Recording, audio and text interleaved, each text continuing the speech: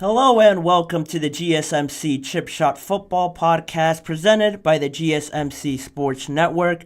I'm your host, Manny, coming to you guys today with a great show, a very special show here today. Going into the segment, later in the show, I'm going to talk about the potential interest of Brandon Aiyuk that he has with the Pittsburgh Steelers, and as well, talking about the new Netflix series that's coming out called Receiver, following last year's Netflix series, Quarterback, that followed a few of the quarterbacks. Now it's heading towards receivers, following them after this past season. And in the first half of the show, I'll talk about, with my guest today, about Alexander Mattison going to the Las Vegas Raiders and Chris Sims' latest wide receiver rankings on the top prospects in the NFL draft.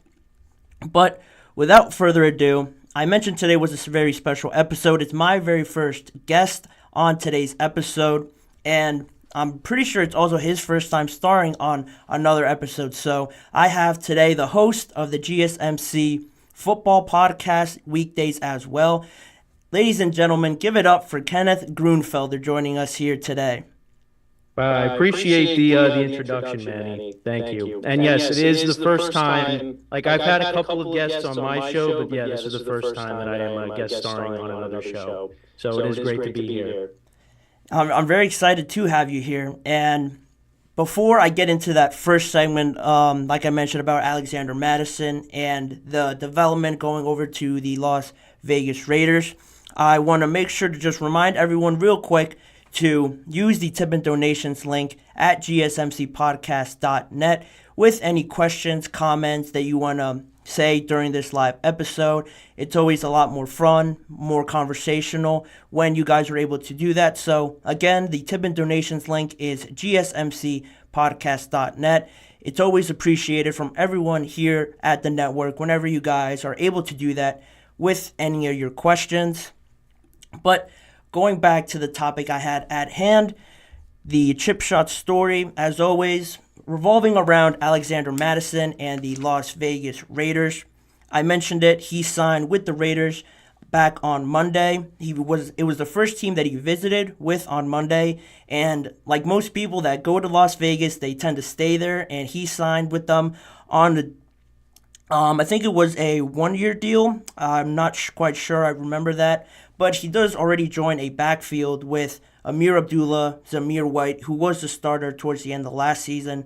And that's where I wanted to start with you, Kenneth, on today's episode. You saw the way that the Raiders kind of ended last season. Josh Jacobs was in and out. They kind of found something very surprisingly with Zamir White. I was able to catch some of their games and was pretty impressed with what they did. What were your overall thoughts of Alexander Mattison joining now Ameer Abdullah and Zamir White when that deal was first announced? I think it's really for depth. Because Alexander Mattison was with Minnesota for a while, and he was kind of that guy that filled in for Dalvin Cook whenever Dalvin Cook missed time, and he did a nice job.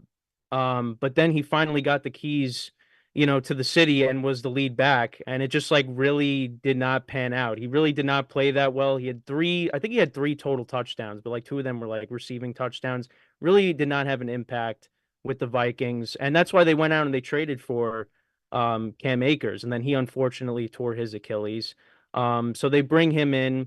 Zamir White, yeah, he did a very nice job filling in for Josh Jacobs when he missed time. He was kind of one of the reasons why I lost in my semifinals in my fantasy playoffs.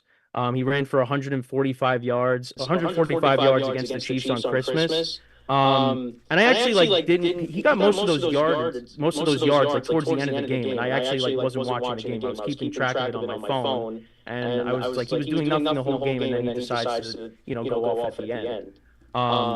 So yeah, I guess change the scenery. We'll see what happens for Mattison. But I guess at the moment you have to look at Zamir White as probably being the lead back for the Raiders. Yeah, and I think that's one way to do it. Of course, if Mattison plays well, he could have more touches, but I do like the quantity that they have, or maybe you could argue quality of instead of getting one very high caliber back in a Saquon or a Derrick Henry come in. I think just overall getting three guys to try and replace Josh Jacobs will probably end up being the best scenario for them. In an AFC West that I kind of want to transition into now, you've seen the Raiders make some pretty big moves, probably the biggest move in adding Christian Wilkins to pair him up with Max Crosby. So I want to get your thoughts on that. On top of where do you see them in comparison to, say, the Chargers, who have really lost people, a lot more people than they've added? What are your thoughts on those two things? Well, I think the biggest thing with the Raiders is their defense. I mean, that's been a problem for years now. And you saw once Antonio Pierce took over, there was a difference. And especially I'll go back to that game on Christmas. I mean, yeah, they capitalized on the Chiefs' mistakes, but still, like they went in there and they beat the Chiefs in Arrowhead, which is not very easy. And they didn't complete a pass after the first quarter, which again was amazing that they were able to do that. I like the direction that they're heading in going into next year. I mean, the biggest thing now is what they're going to do at quarterback. I mean, they signed Gardner Minshew. You still have Aiden O'Connell there. Those guys aren't the long-term answers. I mean, O'Connell, he was okay, I guess. And Gardner Minshew, listen, he did a nice job. When he had to take over as the starter for the Colts when Anthony Richardson went down. And he's kind of bounced around a little bit since he started out with the Jaguars. So, I like the moves that they've made. Again, losing Josh Jacobs is going to hurt a little bit, but you still have Devontae Adams there. Jacoby Myers was decent for him. Trey Tucker, their rookie, as well. Michael Mayer, they're expecting bigger things out of him in year two. So they got weapons. They just got to find the right guy at quarterback. And yeah, you also want to continue to, build up this defense too. But definitely adding Christian Wilkins helps to pair him with Max Crosby, like you said. But for me, when you also look at the Chargers, they have the quarterback in place. I mean, the roster looks a little different now on offense because you have all the guys that Herbert played with mostly. They're all gone now. You got Joshua Palmer, Quentin Johnston. You bring in Gus Edwards, and they're probably going to add a running back in the draft. I would imagine. So the Chargers are going to look different next year. So right now they're probably fighting for second, third place, and then the Broncos. I mean, you got Russell Wilson's cap hit, which is a lot. So they really got to figure something out there. But yeah, I mean, right now you're looking at the Chargers and the Raiders second and third. I think the Broncos are probably that fourth place team, and then of course there's the Chiefs, who they're ahead of everybody else. So again, the gap is going to close. I think with Harbaugh now with the Chargers, they're going to head in the right direction, and the Raiders again, we'll see it with Antonio Pierce, now taking over for a full season. We'll see how that pans out, but I like the direction that they're heading in. The Broncos, again, it's tough with the Russ cap situation that they have, but they put it upon themselves. They're the ones that released him, and they paid him the extension before he even played, for them. So that's kind of how I see the whole division. Yeah, and it's interesting that last part you mentioned there about giving a player that extension before they've even played. We saw it similarly happen just I think a few days now with Jerry Jeudy and the Cleveland Browns. He was on an expiring deal and they extended him. And regardless if you think that's good or not, there's always a talk about potential being there, and that's really what gets these teams to pay that amount of money.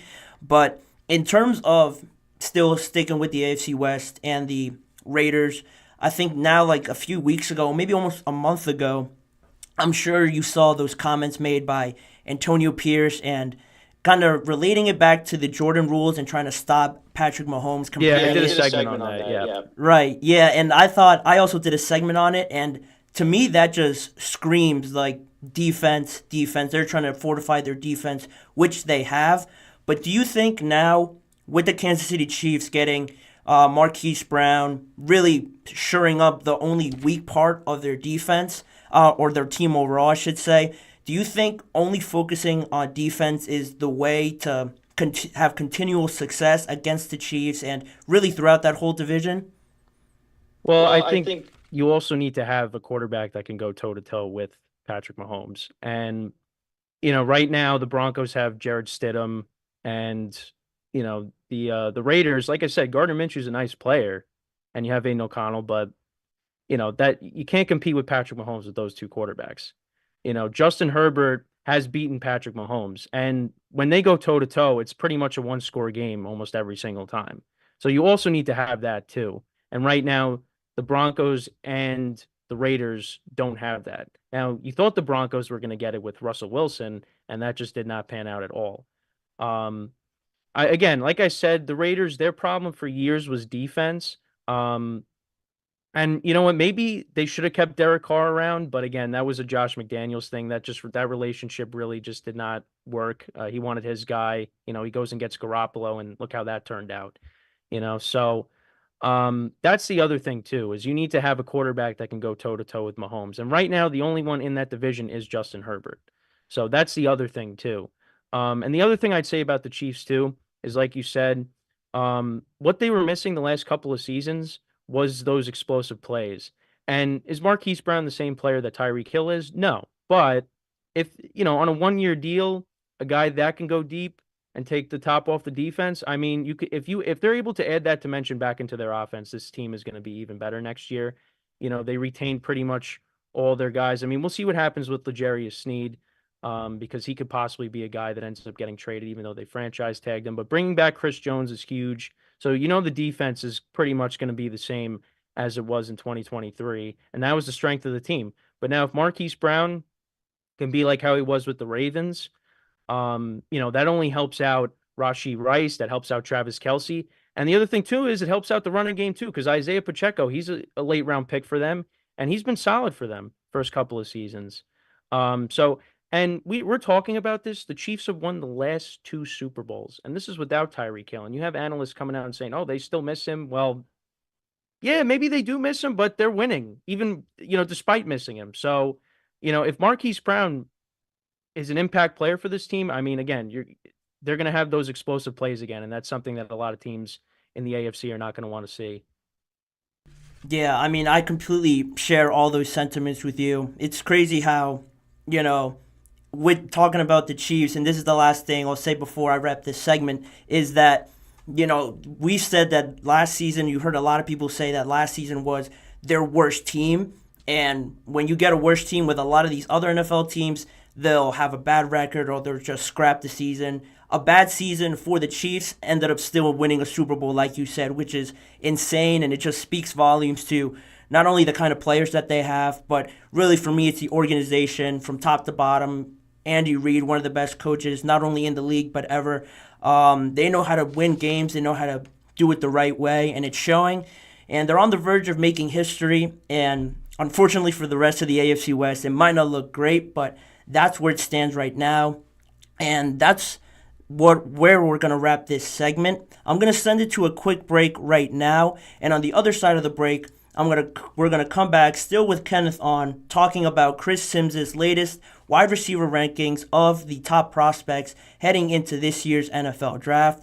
So don't go anywhere. A lot more to come on today's episode of the GSMC Chip Shot Football Podcast. I feel like I'm losing my mind. Is everybody in the world blind? Please, Lord, give me a sign. I feel like I'm losing my mind. Is everybody in the world blind? Please, Lord, give me a sign. I wanna be the greatest. Everybody on the fake shit. I look around and feel like everybody is the fakest. I make this every day and I'm impatient. Hoping one day I blow up from the basement. Statement, the top is so vacant. I don't hear shit that I think is amazing. Waiting for my day when I'm playing. Sold out shows for 1,000 faces. Hey, give me that crown. Get in my way and to be put down. It ain't your place, all this my town. If I want that shit, then I'll get it right now. I'm losing it, the noose it fits. I'm losing shit, a stupid myth. You choose to live or choose to dip. You choose to fight or lose your grip and lose a gift. I feel like I'm losing my mind. Is everybody in the world blind? Please, Lord, give me a sign. I feel like I'm losing my mind. Is everybody in the world blind? Back here on the GSMC Chip Shot Football Podcast to talk more about the NFL draft a little bit and players that are coming into the NFL, specifically the wide receivers and where they stand according to NBC's Chris Sims. He posted his latest wide receiver rankings. He did the quarterback rankings, I think, a few weeks ago. And now I wanted to get your thoughts, Kenneth, on these rankings.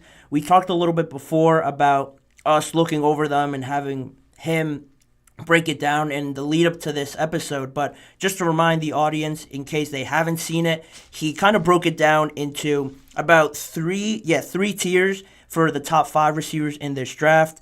The first tier, the explosive wide receivers, the game changers, the guys that are undoubtedly the number ones. He had Malik Neighbors and Brian Thomas, also from LSU. Those two guys there coming off of great seasons. Arguably, Malik Neighbors has been in that conversation more, but not really so much Brian Thomas. So I'll bring you in here now, Kenneth. What did you think initially when you saw the video or read the article, when you saw that first tier and you saw those two guys there from LSU? What were your thoughts on that? Yeah, so first off, I'll say, like, I'm not a college football expert by any means. But I will say, from all the mock drafts, most people are going to have Marvin Harrison Jr. as number one. And then you have Malik Neighbors, you have Rome Odunze, and then Brian Thomas is kind of like that fourth wide receiver there. And I did watch the video, and he broke down, his reasonings for his rankings. Basically, from what I took from it is that it's Marvin Harrison's Jr. to his ability to, or his lack of, being able to separate from corners. And, talking about how he's a 50-50 ball guy and things like that. With the other receivers. And Brian Thomas basically has like the same like build as Marvin Harrison Jr. They're both 6'4", they're both 205 pounds. But I guess he just prefers Brian Thomas over Marvin Harrison Jr. And then when you look at Malik Neighbors, he kind of compared him to Jamar Chase. And LSU is notorious for having, good wide receivers coming out of their program. You had him, and of course you have Justin Jefferson as well. So it looks like Malik Neighbors can be that next guy, which hopefully we were talking about off air about the Giants, my team. Maybe the Giants could get him possibly, to add to that offense. And like looking at the mock drafts too, like everybody has Marvin Harrison Jr. being the first wide receiver taken off the board. Then it's Neighbors, then it's Odunze, and then Brian Thomas later on. And yeah, I mean, all of them had good seasons, and I think it also helps, for both the LSU wide receivers that they were playing with the Heisman Trophy winner in Jaden Daniels too, at least in 2023. So yeah, I mean, I kind of like understood where Sims was coming from. I don't think like his analysis was that like outlandish, but it really just came down to like Marvin Harrison Jr.'s like ability to like separate from corners, and that as opposed to the other receivers, they're able to blow right by him. So that's what I got out of it.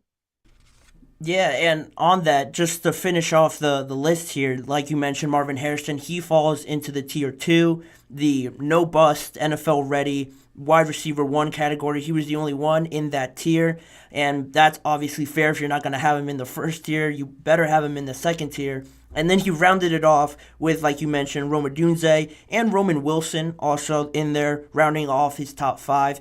Another could be surprise for a lot of people if they really didn't watch Michigan, or if you really know anything about Michigan. They were more of a run-heavy team, offensive line, defensive line, setting the tone that way. So to have him in there might be a surprise instead of other guys like A.D. Mitchell or Xavier Worthy, who had a great NFL combine.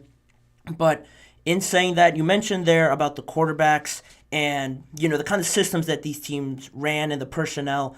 How important is that, do you believe, heading into the draft? And Marvin Harrison has been mocked of going from anywhere from really 4 to like 6, I would probably think, in all honesty. But yeah. How important do you think that is, team fit, having the right quarterback there, the right coach for these guys to succeed, most of all in the NFL? I mean, I think that's probably like the most important thing. I mean, you want to see them, get into the right situation. I mean, yeah, coaching quarterback is very important. And where these guys are going, I mean, I did mention the Giants as being a team looking for a wide receiver. Well, right now they don't have a quarterback. Now they might have the right head coach in place, but they don't have the right quarterback. Um, one of these guys could end up going to the Bears. One of these guys could end, and right now the Bears, it seems like, well, now that they traded Justin Fields, this cements that, I mean, yeah, they're definitely going to take a quarterback. I mean, it's going to be Caleb Williams. I mean, they could throw a curveball at us and it ends up being, Drake May or I don't know, Jaden Daniels or JJ McCarthy or, somebody else. But it seems like it's going to be Caleb Williams. But yeah, I mean, I still have question marks with Eberflus. Then you have the Jets. If Aaron Rodgers is healthy, well, yeah, I think any of these receivers would love to have Aaron Rodgers throwing them the football as long as he's healthy. Um, but yeah, I think that's probably the most important thing is you want to be in the right situation. Because we see guys, come out of college, they have a lot of talent, and then you get to the NFL and they can't take that next step. I mean, the one wide receiver that really just came to mind was Chase Claypool. Had a lot of talent. I mean, being a Steelers fan too, just remembered that, even though we just talked about that off air before we started. But yeah, Chase Claypool, a lot of talent. And then, it kind of fell apart. I mean, then he gets traded to the Bears and he was really a non-factor. And then he ended up on Miami. And then, it really didn't make an impact. So, yeah, ending up in the right situation is very important.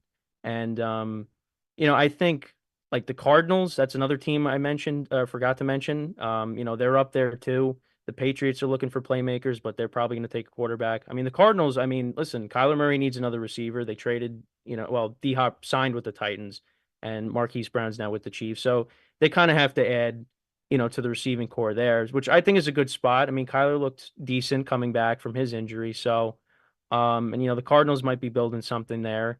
I thought Gannon was okay his first year as the head coach. So, we'll see. But yeah, I think that is the most important thing is you want to have these guys in the right situations. And sometimes that's not always the case because if you're, a top wide receiver in this draft, yeah, odds are you might not end up in the best situation. So.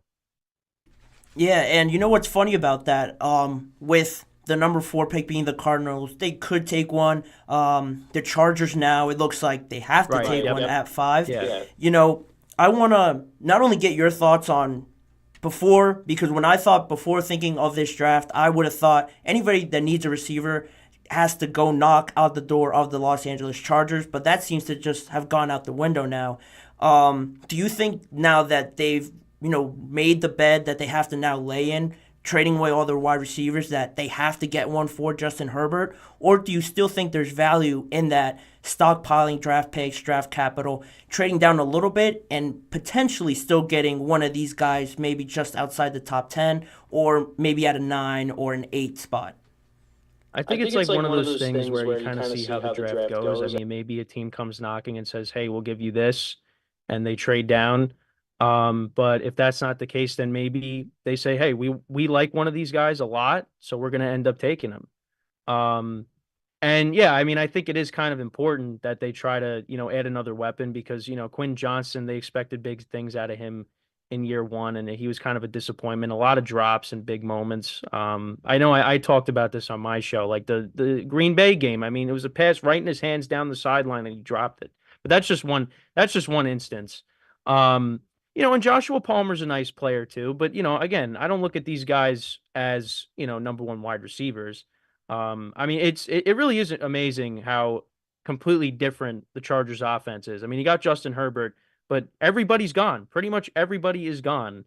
And yeah, so I think if they do end up trading down, I mean, they're gonna have to add a playmaker somehow. I mean, you look at who's left on the wide receiver market in free agency. I mean, Tyler Boyd comes to mind, but I don't know like if the Chargers have interest in him. He's a guy that's still out there, but they're going to add a playmaker one way or another. So I guess they kind of have to feel how it is, going into the draft and on draft night because we've seen trades happen plenty of times. So.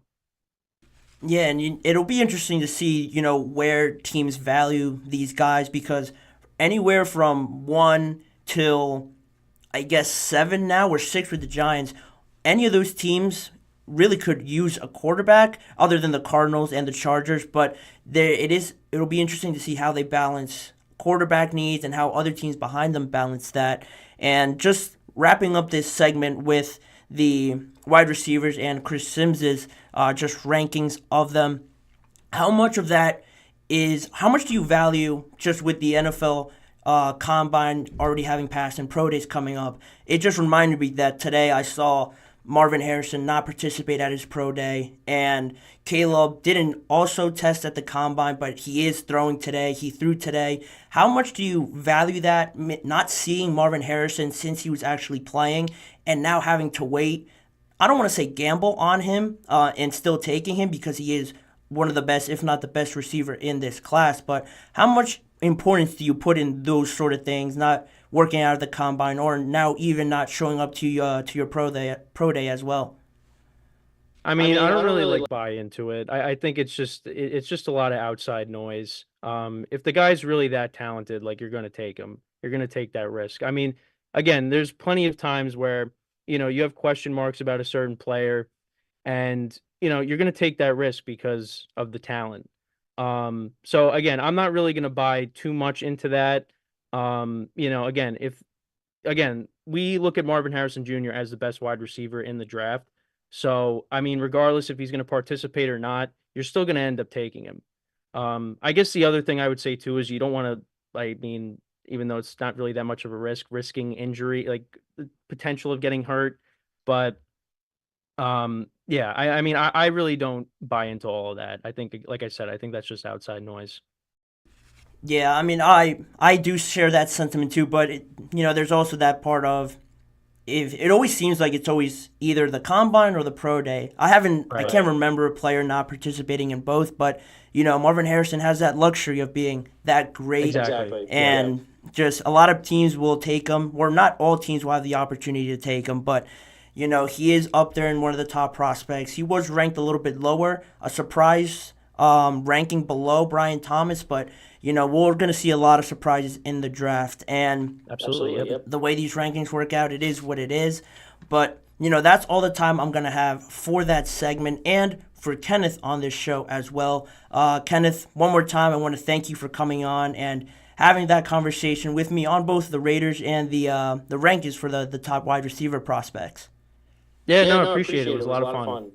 Yeah, and as well, I mentioned he is the host of the GSMC Football Podcast, so make sure to also go check his show out as well every weekday. Just remind me of the time as well for anybody listening as well. It's 10:30 a.m. Eastern Time, Monday through Friday. That sounds great, and I do watch his show sometimes as well, and he always puts out great conversation and great content out there, so make sure to go check him out. That'll do it for this segment. I will send it to the second break of the show, and on the flip side of that, I'm going to get into Netflix's new wide receiver series coming this summer, as well as the Steelers' interest in Brandon Aiyuk as well. So don't go anywhere. I have a lot more stuff to talk about on the next half of the show. All of that is coming up next.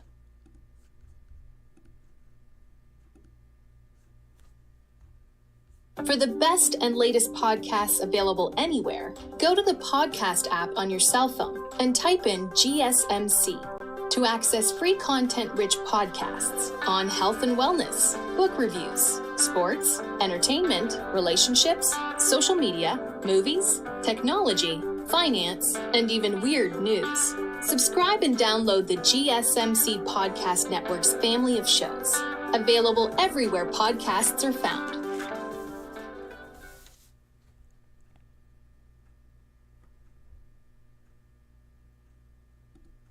Back here now on the GSMC Chip Shot Football Podcast for the second half of the show. Again, huge thanks to Kenneth for joining me. That was a great conversation I had with him, getting his insight and his thoughts around some of these topics that I bring you guys. It's always nice having somebody else to bounce the ideas off and get a different perspective on these topics. And in saying that, jumping in now to the second half of the show and the next topic, having to do now with Netflix and a new series that they're going to come out with in the summer called Receiver, following some of the top wide receivers in the NFL now. Just like the quarterback series, I think it'll most likely be 5 wide receivers being selected for this.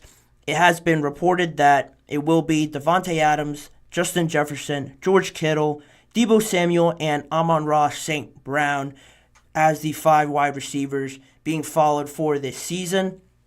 And I think just on that piece of news, I think it's exciting to see different things with these guys because you get a different aspect with all of these receivers, from Devontae Adams dealing with injuries, a turmoil within the Raiders, and having to deal with the success that he had in Green Bay, not so much with the Raiders, but getting that lifeline with Antonio Pierce, going behind the scenes of all of that, should be really interesting to watch. Then you have Justin Jefferson, again, arguably the top wide receiver in the NFL, coming off a phenomenal season. But then this past year, he gets injured, is dealing with that, still records 1,000 yards, and also has to deal with Kirk Cousins getting hurt, and just the turnaround with his team being on the verge of contending because they have him and talented players on their team, but just seemingly to always fall short at instances. Then you have George Kittle and Deebo.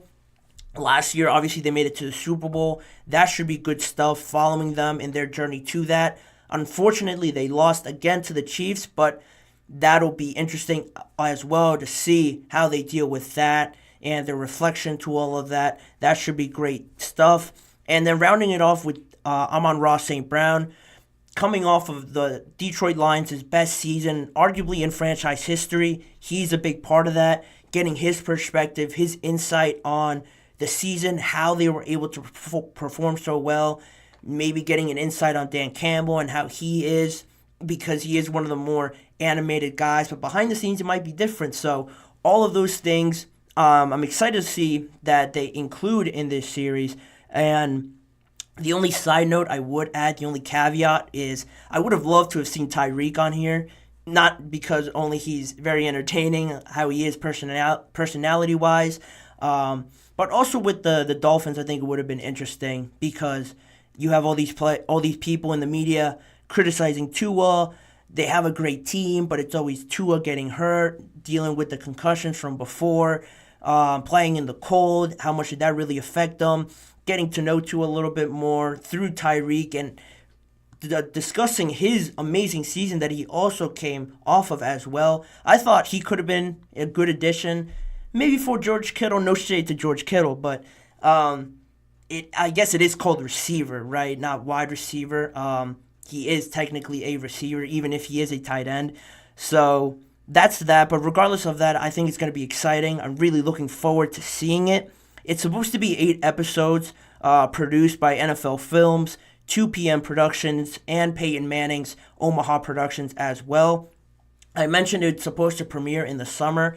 No specific date yet, but it's still something to look forward to in the summer to get this insight. And really in a time where obviously there's no sports, everyone's off on break and stuff like that, to get, I guess, this little reminder, this little tease, I guess, before the season starts in September, I think it's really great. I'm really looking forward to it, like I mentioned. It's coming after the series that Netflix produced last year, Quarterback, that followed Patrick Mahomes, Kirk Cousins, and Marcus Mariota. They only had 3 quarterbacks on there for the 2022 season, but, you know, it was cool to see because obviously you have Patrick Mahomes in there. You get a different feel with Kirk Cousins as well. A lot of people might not know too much about him, and I think they got to learn a bit more about him through that. And Marcus Mariota as well, with the Falcons, I believe, in 2022, seeing how that all looked good at some points and then it all broke down. All very good content to watch on Netflix. And they only had 3, which leads me into this next point about this whole series. I think it's a good idea. I love this insight into the players even more. But from an article that I read from Yahoo Sports, they explained that going from the quarterbacks to the wide receivers wasn't really the original idea for this. They probably would have hoped to have a second season with more quarterbacks. You could have got, I don't know, guys like Lamar, Josh Allen, Joe Burrow, dealing with his injuries and stuff like that. Those would have been hit out of the park sort of ideas. They would have definitely garnered a lot of interest. But the thing that kind of held it back or forced them to take a pivot was that there wasn't really a boatload or an overwhelming amount of interest in participating in it. That kind of surprised me because not only to not get too broad in this sentiment, but I think now with the younger generation coming in and all these quarterbacks are young, exciting players to watch, social media and stuff like that, entertainment, content is all part of really being in the NFL now. You always have a camera in your face. Everyone's always quoting you or analyzing whatever you do. I thought this could have been a positive light on that sort of aspect of media, and they could have really shown what they were like, projected who they really were, what they were really about, instead of having other people talk about them, criticize them wrongly on some things, take things out of context in other segments and stuff like that. I thought this could have been a good opportunity for them, but again, I can see it from their point of, this could be a distraction if you always have cameras following you around, asking you questions, interviewing you. It could become a burden. I could see that, but, I was surprised regardless of that. And I mentioned Omaha Productions being involved in all of this content being put out for NFL, along with NFL Films. Peyton Manning actually had a funny quote on this lack of interest, and he said, I think maybe some guys are thinking it is going to be a distraction, even though I told a couple of them that I guarantee you'll win the Super Bowl like Patrick Mahomes if you do it. He said that back in September, and I thought that's just, he didn't take it too personally that these guys weren't eager to do this production right now. But I think as it goes on, once it becomes a bit more popular, who knows, maybe the following summer after this one, they could shift over to the defensive side of the ball, get some DBs. The DBs are always more of the boisterous and animated players on the field, so maybe following a Sauce Gardner, I don't know, a Marshawn Lattimore, someone like that, a Jair Alexander, always seems to give good snippets and quotes like that. Following guys like that, I think not only will it continue to grow this series, but I think it'll open up more people now in the NFL, to more players, I should have said, that, they'll see this, see that it's not really too bad once they talk about it with other players about it. I think it'll become more open to them, and I think over time you're going to see more people wanting to be part of this, because it is an opportunity to write your own narrative and control your own narrative, really, most of all. It's almost similar to everyone really having a podcast nowadays, like I do, and voicing their own opinions and stuff like that. I think these players, most of all, have a platform, or do have platforms to voice things, because their opinions and their voices matter in things other than football, and I think taking advantage of that can only really end in positive things. But regardless of that, this should be very entertaining, very good to watch on Netflix. And to be honest, just talking about Netflix and the content that they post, it's all great. I subscribe and everything. I watch Netflix, but sometimes, it can get a little bit old, a little bit repetitive. I'll hop on my soapbox here for a second. I'll hop on there and I'll see some things, and I swear I'll be on there scrolling and scrolling and scrolling, not really finding anything that I'm looking for, really. And I don't even know what I'm looking for, but it doesn't seem to be any of the options that they have on there. Going in a more sports direction docuseries, they have had it in the past, and it has been on there, but I've seen a lot of soccer on there, a lot of, not too much football, quite honestly. I haven't seen too much around the players nowadays. And I think that's the biggest point on this, that they have the biggest stars nowadays that just finished playing, which is always great. People always want to know more news, more insights that they just don't know. I think this provides that. A lot of people, I'm sure, will tune into this. And the way that Netflix is incorporating this, the sports nowadays, things that are going on right now, will only end up benefiting them, I think. Other than the receiver series and the quarterback series that they've done, they've also incorporated Formula One, Drive to Survive. That's also been on there for Netflix. Full Swing as well has been a program on there. And Netflix also announced back in, I think February or January of just the start of this year, that they're going to be following the Red Sox actually during this season. So baseball fans can also have that insight, or I guess Red Sox fans, really most of all, can have that look into the team over this upcoming season, just about 10 days or so away. They could look into that and follow their team through that way, which I think is going to be very great and awesome to be a part of. And also, if you do follow social media news and stuff like that, other than the typical sports, the Jake Paul and Mike Tyson fight, I'm almost sure will be aired on Netflix. And if I'm not mistaken, that'll be the first fight or combat activity that will be on there aired live. So, regardless if you're a fan of Jake Paul, you hate him, you love him, a lot of people love Mike Tyson. So, it won't stop people from joining that. And having it through Netflix, I think, is awesome because a lot of people, if you listen to mixed martial arts or boxing, executives and stuff like that will always say that they don't want people streaming this illegally, but everybody still does it.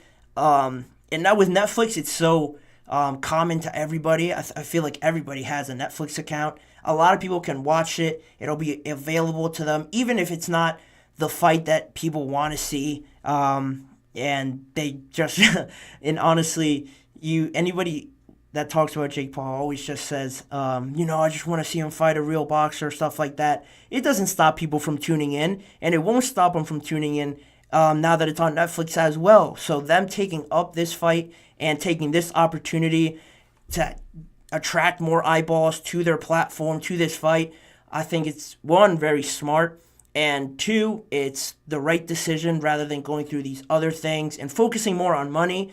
I think doing this will attract more people. Who doesn't want to see Mike Tyson fight again, right? Like, he's going to be on there. It's going to be great. A lot of people are already subscribed to Netflix. I think it's a great idea overall. And just to wrap it all up, again, I'll just say I love the way Netflix is going right now in terms of sports, and I'm eager to see if they incorporate more sports down the line, more live sports, airing more live, things like that. The NFL's kind of shifted over to Amazon Prime and airing some stuff on there. I don't see why they couldn't do the same, maybe with Netflix down the line. It's a lot of business talk that we frankly don't have time to get into, but that's just an idea. I can't see why it won't happen, but that's where Netflix is right now. That's where we are right now on this show. Wrapping up that segment, now I will send it to the last break of the show, and on the other side, I'll get into the Pittsburgh Steelers and them getting tweeted at, or more specifically, Mike Tomlin getting tweeted at by Brandon Aiyuk. And everybody knows he's not really satisfied in San Francisco. Could he be heading over to Pittsburgh and joining George Pickens, Russell Wilson, Justin Fields? I'll let you know what I think about it, plus all the details surrounding his rogue tweet that dropped a few days ago, if not yesterday. So stick around. All of that is coming here on the GSMC Chip Shot Football Podcast, coming up next.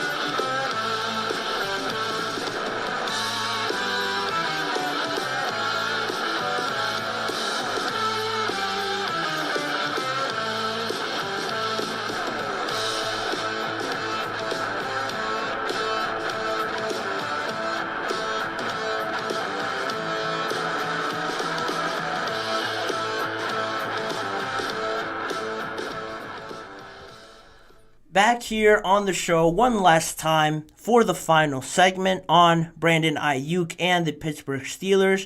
Could there be something there, some sparks flying between the two sides? I'm going to get into that, but first, for the last time, I want to remind you guys one more time, if you have any questions, comments during this live show, to please use the tip and donations link down below at gsmcpodcast.net. It makes sure I'm able to see any questions, comments that you have over here to my right in the chat box. Maybe give me a question, make it more of a conversation, a discussion. I always try to make the last segments more of a discussion. So if you're able to do that, again, the tip and donations link is gsmcpodcast.net. A big thanks from me and the network anytime you guys are able to donate and use that link. And in saying that, I'll dive into the last topic around the Steelers, which have become the story of this offseason, really. I'm really not used to talking in general about the Steelers with my friends or anything like that because they usually just keep quiet. And it's funny now that I have a podcast, right? They have the most active free agency of my time being a fan, which is great. It gives me more things to talk about. And now it's this story about Brandon Aiyuk and the Pittsburgh Steelers. Funny enough, I love the way that Brandon Aiyuk acknowledged the meme that he looks like Mike Tomlin just with a bunch of hair. And honestly, once you see it, you can't unsee it, how accurate that sentiment is and how accurate those pictures are. I love the way that he acknowledged it and tweeted at Mike Tomlin, I think yesterday or yesterday, that, he added him and he said that, he said, at Coach Tomlin, they say we twins, what you think, and then gave him the eyes emoji as well. And that all sparked or really supported the idea that Ray Fittipaldo of the Pittsburgh Post-Gazette was harping on during his live chat yesterday as well. And while he was on there, a lot of people in that live chat asked him about the Steelers' activity in acquiring another wide receiver because they obviously traded Deontay Johnson away. So they're going to need a very good number 2 or a 1A to George Pickens as well. Tyler Boyd has been voiced there. Now Brandon Aiyuk's thrown in the mix. I think today I also saw some rumors or just some whispers about Terry McLaurin also being a potential target. That was all mentioned. Fittipaldo replied at one point when he said, the Steelers are doing their due diligence with the trade market. And you get that quote on top of, I should have wrote it down, but I'm almost certain it was Gary Dulac as well that also said that when they asked him about the Steelers' wide receiver activities, that he said, or they asked him about Mike Williams. I apologize. He said they asked him about Mike Williams and how interested the Steelers could be in him. And he said, yeah, that there's interest, but they could be looking at a bigger catch in free agency or in a trade.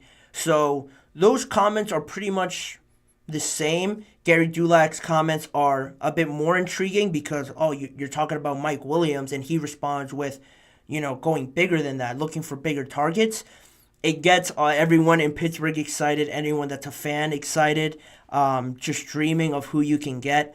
But right now, all the talk seems to be about Brandon Aiyuk, and he seems to be the most realistic, I think, because obviously Mike Williams signed with the Jets, so that's out the window. You're talking about Terry McLaurin, but I don't think the Commanders would move on from him because he's been there so long and he's been waiting for a quarterback to throw him the ball, a really good quarterback to throw him the ball. It didn't work out with Sam Howell, and now you're sitting at number 2 where you can get Jaden Daniels or Caleb Williams. So I don't see them. It doesn't make sense to still draft the quarterback and then trade away the number 1 receiver.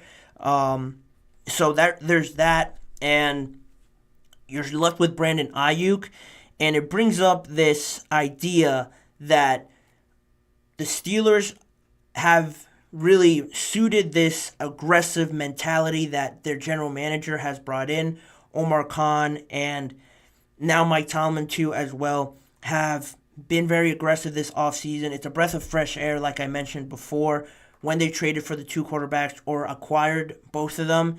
Now you look at Brandon Aiyuk, and I like the idea, but there is some hesitancy in me because of what Mia O'Brien, a journalist in Jacksonville, Florida, said that the 49ers were asking from the Jacksonville Jaguars in their interest of Brandon Aiyuk.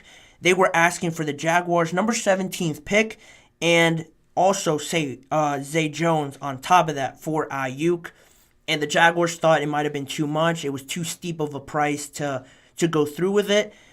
And that kind of gives you a ballpark of where the 49ers are looking at. They have a great young receiver in Brandon Aiyuk. Obviously, they would love to keep him, but you have the money talk. Can they afford to keep him? And you have the Super Bowl where Brandon Aiyuk's relative posted on social media that, he didn't like the way Aiyuk was used at all, barely getting targeted and stuff like that in the Super Bowl. You have that aspect of it. So does Brandon Aiyuk want to sign with the 49ers again? You have that. So it kind of feels like he won't be on the team, but if the 49ers are asking for that much, they don't have to trade him. They don't have to get rid of him. So they could hold firm. If nobody meets their price, then it stinks for everybody else. That's the price. We're not moving from it. You take it or you leave it with Brandon Aiyuk. And if you're asking that much for the Steelers, or from the Steelers, I should say, I think that could be a deal breaker. With the Steelers, I think the important thing to remember is to not just be so eager to make a move. You get this adrenaline from seeing the moves that the Steelers have made with Justin Fields, obviously, Russell Wilson, and stuff like that. You now get an opportunity to see Brandon Aiyuk, and you're like, oh, you have to go get him. You have to go get him. You need a wide receiver. Let's keep this momentum going. We're getting everybody that we thought we could, or we didn't even imagine we could get. Now there's a real possibility. You have to also take a step back and really think about, what you're giving up with this deal, because if you're giving up the number 20 pick, you could draft your own wide receiver. I'm not saying you're going to find someone maybe to the level of Brandon Aiyuk, but there are a lot of good receivers in this draft, and you don't want to reach. I understand that, just because you need a wide receiver, but you could wait till the second round and do that. And the way the 49ers are asking other teams for this wide receiver, it could be too steep. And on top of that, you still also have to pay Brandon Aiyuk if he does come on the team. SpotRack has Brandon Aiyuk's market value at around $24 million per year. So you're already giving up a lot, and you're most likely going to have to pay at least $20 million per year for him. On top of, it's still a while away, but George Pickens is still going to want, most likely, a good contract, so you have that. And all of that wrapped up together doesn't really seem to me as the best interest for the Steelers going forward. For another example, if you look at A.J. Brown just a couple years ago when he was traded to the Philadelphia Eagles, they were able to wait it out. I'm not sure if they had talks prior to draft day when they traded him, but they waited till the draft and waited till things got kind of hot, and they traded for him, and the Titans almost just took whatever they could get from the Eagles. They traded A.J. Brown for a first and a third-round pick that year. So, if you're talking about a first-round pick, just that, and maybe a late-rounder, you could convince me, but not a first and one of your receivers. I don't really see that as making too much sense. You're adding more quality, but the quantity goes down, and Aiyuk's not going to be in there every single play. He's going to have to take a rest, and your depth kind of takes a hit by going that route. So I'm not really a fan of that, but you can't deny the kind of player Brandon Aiyuk is. If you could get him at a cheap, Omar Khan has pulled off amazing deals for the Steelers just with the Bears. And Brandon Aiyuk is coming off of his best season probably as a player in the NFL. 75 receptions, over 1,300 yards, and 7 touchdowns. So you think about that and what that could mean, not only to help Russell Wilson and Justin Fields, but having that all-world wide receiver that can do a little bit of everything would go a long way to complement George Pickens, as well as adding to this offense overall, which they seem to have really focused on. And I love the idea of doing that, but, I don't want them to overdo it and play their hand too much and give up something that could hurt them going forward. I like the idea more so of Tyler Boyd if I am to give an alternative to Brandon Aiyuk. Tyler Boyd, I think, would make the most sense. He has other interests from the Chiefs and a couple other teams. He is a veteran. He's about 30 years old now, and, he is from the Pittsburgh area. It does have that feeling, almost like Kenny Pickett had, to want to bring in Tyler Boyd, but, is that going to be enough? Tyler Boyd, George Pickens, Calvin Austin. They also signed Van Jefferson. I know that this team, with Arthur Smith coming in as the offensive coordinator, wants to be more run-oriented, playing their cards off of the run. You have two great running backs in Jaylen Warren and Najee. It makes sense, but you're going to have to throw that ball eventually.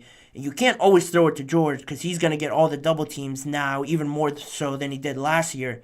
So is the 30-year-old Tyler Boyd going to create you that separation? Is Van Jefferson, who hasn't really made a big impact in the NFL thus far, going to make those plays down the line in those tight games where you really need it?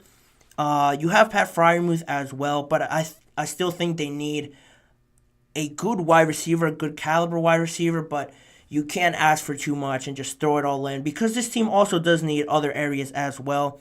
With that first round pick, they don't have to go receiver. I mentioned this is a deep class. They could try to get a new center after they release Mason Cole at the start of free agency. That would be a great area to focus on, in my opinion. You got the kid from Oregon, Jackson Powers-Johnson, as probably the best center. If you could get him at 20, that would be amazing. You also need another offensive tackle to move Broderick Jones back to left tackle and bring in a right tackle. I've seen Amarius Mims from Georgia be drafted there. Most recently, I saw Tyler Guyton from Oklahoma be drafted to the Steelers, or I should say mocked to the Steelers. So those are all great options. I wouldn't be against those options. That's something a lot of people, I think, have to remember in this situation with the Steelers. They had a lot of lacking areas. They've addressed some of them with Patrick Queen at middle linebacker, bringing in the quarterback, obviously, which is the most important thing.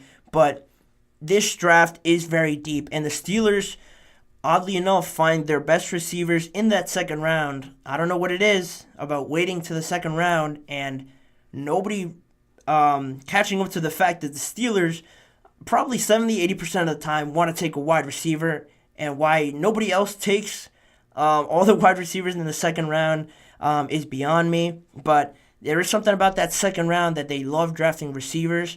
I don't see that changing. So if they can't get Brandon Aiyuk or make a trade somewhere else and still keep that first, I don't really see them drafting a receiver too early. But that's where they've led me up to this point and where their tradition sort of falls. But with Omar Khan, this new way of doing things, I'm for it, but you don't know what to expect, quite honestly. I could say all of this and they could trade for, I don't know, Brandon Aiyuk or Terry McLaurin in next week or over the weekend. That's still a possibility. So we'll see where that all ends up. It's exciting to see, like I mentioned, I am a Steelers fan, so it is exciting to guess and speculate where this is all going, but I just want to see things be finalized like they have been. So that's that. Brandon Aiyuk is an option, but that's all he remains until things get worked out. And with that, I will put an end to that segment, and it will take us to the end of this show. As always, towards the end of the show, I want to remind you guys to please like, follow, and subscribe to the GSMC Chip Shot Football Podcast presented by the GSMC Sports Network. Make sure to also follow the network on Facebook, Instagram, X, and TikTok for more of this network's content. If you want to see more of me and this show, check out the GSMC Sports Network channel and the Podcast Network channel as well on YouTube for more of the live episodes. If you want to catch a whole episode, they're all on there, as well as YouTube Shorts that I post on there daily, and individual videos of each of these segments. So if you missed one or just want to rewatch one, a specific part of the show, you don't have to watch the whole show. Their individual segments are on the channels as well. And as always, tune in every weekday at 6:30 p.m. Eastern Time for more football and NFL conversations with me, Manny Maradiaga, as your host. Thank you guys again for tuning in, and I'll see you guys again same time tomorrow.